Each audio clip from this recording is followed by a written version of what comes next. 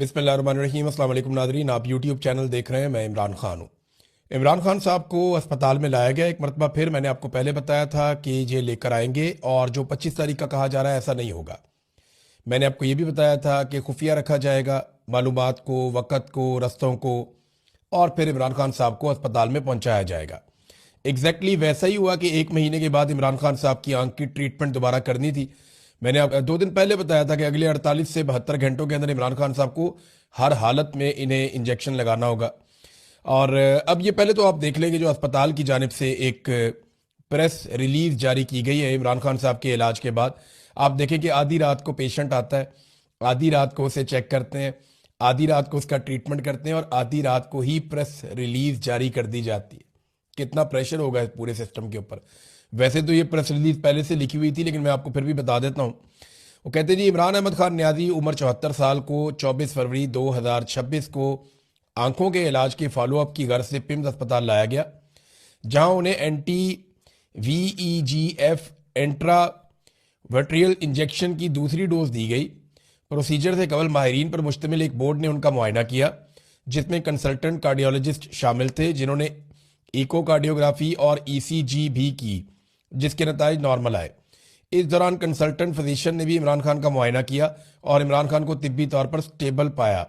इमरान खान की रजामंदी हासिल करने के बाद और ऑपरेशन थिएटर में मियारी मॉनिटरिंग, एहतियाती तदाबीर और प्रोटोकॉल के तहत माहिरीन की मौजूदगी में या उनकी निगरानी में माइक्रोस्कोपी की रहनुमाई से जो है वो उनको इंजेक्शन की दूसरी डोज दी गई।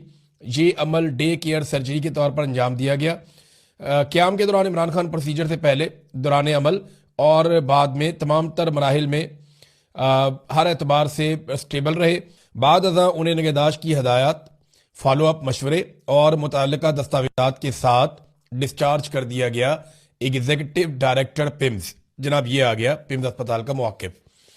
अब इमरान खान साहब को लाया गया। जो टाइम था वो था रात के 12:15 पे इमरान खान साहब अस्पताल पहुंचते हैं। यानी अगर आप ये देखें कि अडियाला जेल से उन्हें कब निकाला गया, तो ऐसा लगता है कि शायद 12 बजे से पहले निकाला गया। और 12:15 पे इमरान खान साहब गाड़ियों के एक काफिले में अस्पताल पहुंचे, पिम्स अस्पताल में। और इंतजामात इस तरह के थे कि अस्पताल का वो सारा हिस्सा जो है उसे ब्लैकआउट किया गया था, जहां पे इमरान खान साहब को लाया गया। जिस रास्ते का इंतखाब किया गया वो रास्ता नॉर्मली बंद रहता है, खुला हुआ नहीं होता। उस रास्ते से इमरान खान साहब को लाया गया और लाने और ले जाने के लिए मुतबादल रास्ते भी रखे गए थे कि अगर खुदा न खास्ता कोई सिचुएशन बनती है तो इमरान खान साहब के लिए दूसरा रास्ता भी। देखें ना, इमरान खान को सिर्फ खतरा ये नहीं है, वो एक बहुत बड़ा लीडर है। उसने दुनिया से भी टक्कर ली हुई है, पाकिस्तान की एस्टेब्लिशमेंट से भी ली हुई है। तो इमरान खान को कोई भी नुकसान पहुंचाने की खुदा न खास्ता कोशिश कर सकता है। तो उनके सिक्योरिटी के भी बड़े सीरियस मसाइल हैं। ये 8 से 10 गाड़ियों का काफिला था। इसमें जो मुझे दिखाई दे रहा है ये आर्मर्ड गाड़ियां थी, यानी ये बुलेट प्रूफ गाड़ियां थी, जिनमें कुछ मुझे गाड़ियां ऐसा लग रहा है कि वो बुलेट प्रूफ है, जिनमें इमरान खान साहब को लाया गया और लाकर उनकी आंख का जो है वो ऑपरेशन किया गया या उसमें इंजेक्शन लगाया गया। अस्पताल के अंदर इंतजामात ऐसे थे कि अमले की छुट्टी करा दी गई थी और एक पूरा हिस्सा अस्पताल का बंद था। अस्पताल के अंदर दाखिला भी बंद था।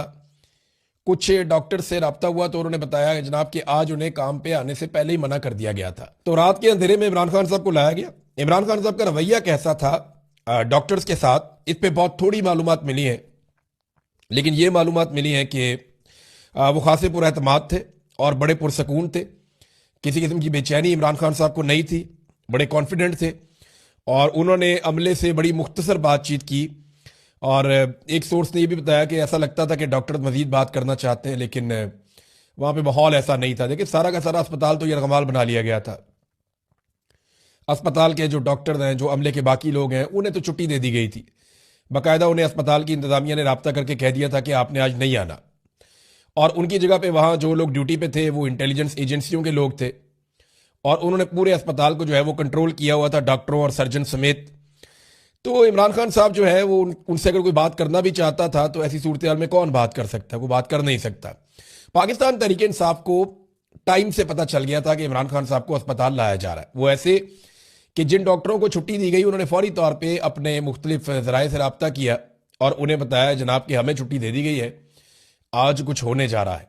और जब उन्होंने आपस में रब्ता किया मुख्तलिफ डॉक्टर्स ने और अमले ने, तो उन सबको कंफर्म हो गया कि छुट्टी सिर्फ एक को नहीं मिली, सबको मिल गई है और ज्यादातर लोगों को वहां से निकाल दिया गया है। तो ये बात पाकिस्तान तहरीक इंसाफ तक पहुंच गई थी कि इमरान खान साहब को अस्पताल लाया जा रहा है। लेकिन आप देखें ना कि उन्होंने इसके ऊपर किसी किस्म की सियासत नहीं की। यानी एक बात तो आज कंफर्म होगी कि पाकिस्तान तहरीक इंसाफ पर, इमरान खान साहब की फैमिली पर जब ये इल्ज़ाम लगाया जाता है कि ये इमरान खान साहब की सेहत के ऊपर सियासत कर रहे हैं, तो ये इल्ज़ाम अब नहीं लगाया जा सकता। तहरीक इंसाफ को पता भी चल गया, इसके बावजूद तहरीक इंसाफ ने ना कोई कॉल दी, ना कोई वहां पे आया, ना उन्होंने किसी किस्म का कोई खलल डाला हुकूमत के काम में, और वो इमरान खान साहब के इलाज के ऊपर सियासत नहीं करना चाहती है, बज़ाहिर अब दिखाई दे रहा है। जो इमरान खान साहब की पार्टी है या उनकी फैमिली है, उनके मुतालबात नहीं माने गए। और मुतालबात ना मानने में जो दो अहम चीज़ें हैं, एक तो यह है कि फैमिली की मौजूदगी नहीं थी जब इमरान खान साहब को इंजेक्शन लगाया गया या उनका इलाज करवाया गया पिम्स अस्पताल से, और ना ही अलशिफा में लेकर गए जहां पे इमरान खान साहब की फैमिली मुतालबा कर रही थी। नंबर दो, जो ज़ाती डॉक्टरों की मौजूदगी में कहा गया था कि इमरान खान साहब के अपने डॉक्टर्स भी आए जिनकी मौजूदगी में टेस्ट हों और एग्जामिन किया जाए, अब वो भी ख्वाहिश पूरी नहीं की गई। इमरान खान साहब के कहने के बावजूद, उनका पैगाम भिजवाने के बावजूद ऐसा नहीं किया गया। लगता है कुछ छुपाया जा रहा है। देखिए, इमरान खान साहब की सेहत के हवाले से हमारे पास वही मालूमात है जो सरकारी डॉक्टर्स दे रहे हैं। इमरान खान साहब की सेहत के हवाले से हमारे पास वही मालूमात है जो पाकिस्तान की हुकूमत और एस्टेब्लिशमेंट दे रही है। इसके बाहर हमारे पास कोई मालूमात नहीं है। अब तक जो वफाकी वज़रा हैं उनको भी जो मालूमात मिलती हैं वो उतनी ही मिलती हैं जितनी मालूमात एजेंसियां चाहती हैं कि उनके पास पहुंचे, और जो उन्हें कहा जाता है वो बेचारे वही कह देते हैं। बड़ी मुख्तसर सी इमरान खान साहब से बातचीत हुई, वहां पे जो डॉक्टर्स वगैरह मौजूद थे उनके साथ, लेकिन इमरान खान साहब पुरसकून थे। देखिए, अगर इमरान खान साहब बिगड़ जाते ना तो दबाव बढ़ सकता था, लेकिन इमरान खान साहब ने भी अपने इलाज के मामले में किसी किस्म की सियासत नहीं की। इसका मतलब यह है कि इमरान खान साहब बड़ी संजीदगी के साथ अपना इलाज करवा रहे हैं और वो इस पे सियासत नहीं करना चाहते कि वो बीमार हो गए हैं या उनकी आंख खराब हो गई है।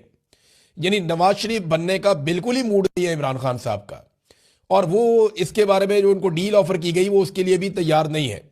देखिए, ये वक्त गुजर जाएगा, इमरान खान साहब की आंख के साथ जो भी हुआ वो इस मामले से भी निपट लेंगे। इससे अगर वो निकल जाएंगे इंशाल्लाह, तो उसके बाद इमरान खान भी यहीं पे है और सियासत भी यहीं पे है और एस्टेब्लिशमेंट भी यहीं पे है और ये सियासी जमातें भी यहीं पे हैं। इमरान खान ये फैसला कर चुके हैं कि वो इस निज़ाम को एक मरतबा शिकस्त देंगे। 2024 के इलेक्शन में तो ये शिकस्त हो चुकी है, लेकिन तस्लीम नहीं की गई। अब अवाम के साथ मिलकर वो दोबारा शिकस्त देंगे। आज अब मुलाकात का दिन है। देखें, आज इमरान खान साहब की बहनें मिलने के लिए जाएंगी, फैमिलियों की मुलाकात का दिन है। होता यह है कि इमरान खान साहब की मुलाकात बुशरा बीबी से भी होती है इसी दिन, और बुशरा बीबी से मुलाकात के बाद इमरान खान साहब की मुलाकात उनकी फैमिली से होती है, जबकि बुशरा बीबी की मुलाकात उनकी फैमिली के साथ होती है। लेकिन लंबा अरसा हो गया है इमरान खान साहब की फैमिली की या उनकी पार्टी के लोगों की इमरान खान साहब से मुलाकात नहीं करवाई जा रही, जबकि जो बुशरा बीबी है उनकी फैमिली के साथ मुलाकात होती है। उनकी बेटी और दीगर एक दो लोग मिलने के लिए जाते हैं, तो उनके जरिए से सिर्फ खैर खबर इमरान खान साहब की बाहर आती है। अब आज कुछ इस किस्म के दावे किए जा रहे हैं और ज्यादातर टाउट लोग ये दावे कर रहे हैं कि इमरान खान साहब की जो अहलिया हैं बुशरा बीबी, शायद उनकी मुलाकात भी ना करवाई जाए। लेकिन दो चीजें हो सकती हैं ना। अब बुशरा बीबी जब इमरान खान साहब से मिलती हैं तो उसके बाद वो अपनी फैमिली को मिलती हैं, तो फिर वो अपनी फैमिली को पैगाम दे सकती हैं। अब दो ऑप्शन है, या तो बुशरा बीबी की इमरान खान साहब से मुलाकात ना करवाई जाए और बुशरा बीबी की उनकी फैमिली से मुलाकात करवा दी जाए, तो इसमें बुशरा बीबी के पास कुछ भी नहीं होगा जो वो इमरान खान साहब के बारे में अपनी फैमिली को बताएं। नंबर दो, बुशरा बीबी की इमरान खान साहब से मुलाकात करवा दी जाए और बुशरा बीबी की उनकी फैमिली से मुलाकात रोक दी जाए, तो इस सिलसिले में भी इमरान खान साहब का पैगाम बाहर नहीं आ सकता। अब देखना यह है कि यह निज़ाम किस हद तक गिरता है। वैसे उसूल और कानून तो यह कहता है कि इमरान खान साहब की मुलाकात उनकी बहनों के साथ करवाई जाए और बुशरा बीबी की मुलाकात उनकी फैमिली के साथ करवाई जाए, और कानून तो यह भी कहता है कि इनके मुकदमात लगाए जाए। बेगुनाह इन लोगों को कैद किया हुआ है, ऐसी कोई चीज़ इन्होंने की नहीं है। तो शखाना से जब से पाकिस्तान बना तब से लेकर लोग अब तक तोहफे खरीदते आए, इन्होंने कोई अनोखे नहीं खरीद लिए। शादी करने का मुकदमा इन पर डाल दिया कि इन्होंने आपस में शादी क्यों की है। बड़ी अजीब अजीब चीज़ें इनके साथ की गई हैं जो बहुत ही नामुनासिब है। तो अगर उसूल हो इस मुल्क के अंदर, कानून हो, तो ये छूट के कब से बाहर आ जाए। अब इमरान खान साहब वाली जो आंख की बीमारी है, इस मामले पे पाकिस्तान तहरीक इंसाफ के साथ अगर सबसे बुरा किसी के साथ हुआ है ना, देखिए ऐसा लगता था कि हुकूमत के साथ बहुत बुरा होगा, और मेरे पास ये इन्फॉर्मेशन है। मैं आपको डायरेक्ट ये इन्फॉर्मेशन देता हूं कि जिस वक्त इमरान खान साहब की आंख का इशू बना तो मुझे मेरे कुछ दोस्तों ने राब्ता करके बताया कि एस्टेब्लिशमेंट के अंदर बड़ी बेचैनी पैदा हो गई थी और वो बहुत परेशान हो गए थे कि ये मामला बाहर निकल आया, पता नहीं क्या रद्देमल आएगा। और उन्हें उस वक्त लगता था कि कहीं बांग्लादेश ही ना हो जाए पाकिस्तान में। एस्टेब्लिशमेंट डरी हुई थी, बहुत सारे ऑफिसर जो बड़े तगड़े अपने आप को समझते हैं उनकी हवा निकली हुई थी। और फिर उन्होंने फौरी तौर पे पाकिस्तान तहरीक इंसाफ से राब्ते किए, मिन्नतें तरले किए, उन्होंने मोहसिन नकवी को बीच में डाला, अयाज सादिक को बीच में डाला और पाकिस्तान तहरीक इंसाफ उनके ट्रैप में आ गई। तहरीक इंसाफ ने इनडोर एहतजाज किया और अवाम को कॉल नहीं दी। अच्छा, तहरीक इंसाफ को भी ये लगता था, उनसे अगर आप ऑफ द रिकॉर्ड बात करें तो वो कहते हैं हम कॉल देते तो कितने बंदे निकल आते, हमारी ग्राउंड पे तैयारी नहीं थी, क्योंकि ग्राउंड पे तैयारी तो की नहीं हुई थी, तो ये कॉल कैसे देते। तो 2-3 दिन जब मिल गए एस्टेब्लिशमेंट को और उन्होंने देख लिया कि पाकिस्तान तहरीक इंसाफ कुछ भी नहीं कर पा रही, तो उनका कॉन्फिडेंस बढ़ गया। और फिर उन्होंने क्या किया, वही जो वो हमेशा करते चले आए, उन्होंने धोखा दिया और धोखा देकर पीटीआई को भी फारिग कर दिया और पीटीआई डिस्क्रेडिट भी हो गई अपने कारकुनों की नजरों में। जो मोमेंटम एक सुहेल अफरीदी ने बनाया हुआ था, अब वो मोमेंटम भी काफी बिगड़ गया। अब सुहेल अफरीदी साहब और उनके साथियों के लिए एक बड़ा इम्तिहान खड़ा हो गया है, उन्हें एक मुकम्मल प्लान देना पड़ेगा। उन्होंने ये ऐलान तो कर दिया है कि वो इमरान खान रिहाई अमन फोर्स बनाएंगे, लेकिन ये अमन फोर्स कैसे काम करेगी, इमरान खान साहब को कैसे रिहा करवाया जाएगा और किस तरीके से ये आगे बढ़ेगी, नौजवान इसमें कैसे तैयारी करेंगे। क्योंकि सुहेल अफरीदी ने एक दिन पहले भी कल कहा कि हमें तैयारी करनी पड़ेगी, हमें बड़ी लड़ाई लड़नी है। सुहेल अफरीदी ने बार बार कहा कि हमारी लड़ाई मिलिट्री एस्टेब्लिशमेंट के साथ है। देखिए, बंदूकों के साथ तो आप एस्टेब्लिशमेंट के साथ नहीं लड़ सकते, लड़ना भी नहीं चाहिए और ना वो लड़ना चाहेंगे। हत्ता के 2-3 दफा उन्होंने कत्लेआम कर दिया आसिम मुनीर साहब जब से आए हैं, आर्मी चीफ बने। लेकिन मुझे नहीं लगता कि ये लड़ाई पाकिस्तान के हक में होगी कि अवाम और फौज आमने सामने आकर एक दूसरे पे गोलियां चला रहे हो, ये नामुनासिब है। और ये पाकिस्तान तहरीक इंसाफ करेगी भी नहीं, एक पॉलिटिकल पार्टी, एक पुरअमन पॉलिटिकल पार्टी है वो, ना इन्होंने माजी में कभी कुछ ऐसा किया और ना मुझे लगता कि आइंदा करेंगे।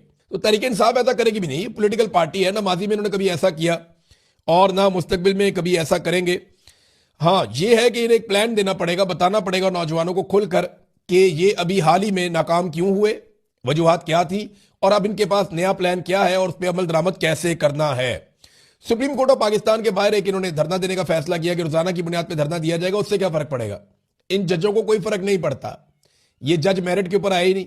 जिन जजों को फर्क पड़ता था वो इस्तीफे देकर घरों को चले गए, यानी जो बड़े बड़े जजेस थे जिनके बड़े बड़े नाम थे वो इस्तीफे देकर अपने घरों को चले गए।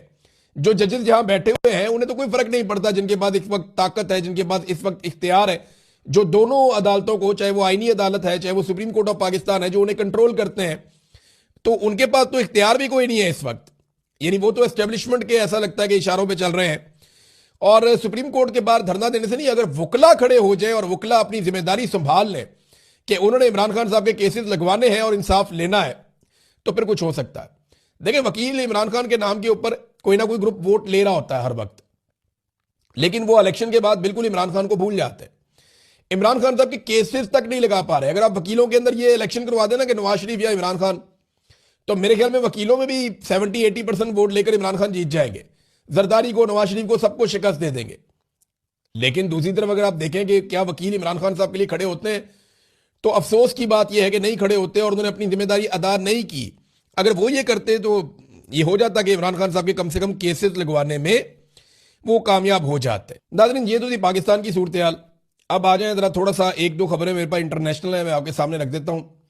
देखिए, अमरीकी सफीर ने इसराइल के हवाले से जो एक स्टेटमेंट दिया है कि ग्रेटर इसराइल बनाया जाएगा और ये बनना चाहिए, इस स्टेटमेंट ने बोर्ड ऑफ पीस के बकिए उधेड़ दिए हैं।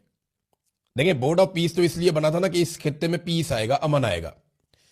अब अमरीकी सफीर जो इसराइल के अंदर तैनात है वो एक स्टेटमेंट देते हैं कि वो ग्रेटर इसराइल बनाना चाहते हैं और एक्सपेंशन होगी इसराइल की और बहुत सारे मुल्कों की जमीनें इसराइल के अंदर आ जाएंगी, बहुत सारा समुंदर और इलाके का कंट्रोल इसराइल के पास चला जाएगा। अब जब इस किस्म का स्टेटमेंट आ गया उनकी जानिब से, तो ट्रंप इंतजामिया को उन्हें रोकना चाहिए था या उन्हें शटअप कॉल देनी चाहिए थी। लेकिन ट्रंप इंतजामिया की खामोशी जो है वो ये जाहिर कर रही है कि शायद उनकी इस मामले पर रजामंदी है। अब इस स्टेटमेंट के बाद ना तो सफीर को हटाया गया, ना ही उसके बयान की मजम्मत या तरदीद की गई और ना ही सफीर को शटअप कॉल दी गई। तो ऐसे में जो अरब ममालिक हैं उनके अंदर एक बेचैनी पैदा हुई है कि ये तो प्लान कोई और है और बोर्ड ऑफ पीस जो है वो फिर बोर्ड ऑफ पीस नहीं रहता है ऐसे में। वोट ऑफ पीस जो है वो मुतनाज़ा होता चला जा रहा है और आने वाले दिनों में ऐसा लगता है कि मजीद मुतनाज़े भी हो जाएगा। देखिए, अगर तो ये गजा में अमन के लिए बना है तो फिर इन्हें बात करनी पड़ेगी हमास के साथ, इन्हें बात करनी पड़ेगी फ़लस्तीनियों के साथ, फ़लस्तीनियों को एक अलग रियासत देनी पड़ेगी जो उनका हक है, और जब उन्हें अपना हक मिल जाएगा तो सूरत हाल नॉर्मलाइज होना शुरू हो जाएगी। लेकिन यहां पे बात हो रही है ग्रेटर इसराइल की, और इसराइल की ये ख्वाहिश है और वो ये कहते हैं कि हमारा ये हक है कि जो हमारी एक बड़ी रियासत हुआ करती थी माजी में कई सदियों पहले, वो रियासत वापस बन जाए। तो उनका नुक्ता नजर यह है, जबकि अरब ममालिक के अंदर एक बेचैनी पैदा हो गई है। सऊदी अरब ने उसके ऊपर बड़ा